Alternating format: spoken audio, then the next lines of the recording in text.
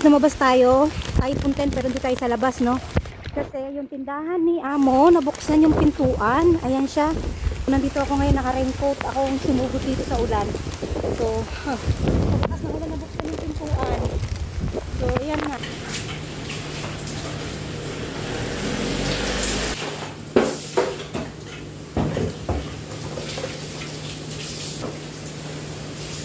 So, after natin maglimas na dito yung sa labas ng tindahan ni Amo.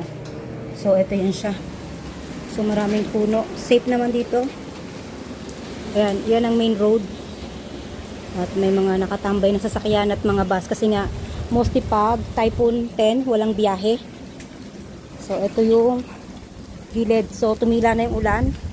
Pwede din tayong umuwi. So, nalimas ko na, nalak ko na, double check ko na. Tapos, may payo na kaso hindi magagamit kasi sa lakas ng ulan. Kaya magre-raincoat tayo.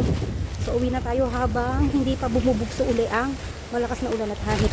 Buti na lang tayong Pinoy. Sanay tayo sa bagyo. Hindi tayo takot sumusugod sa mga ganitong bagyo-bagyo.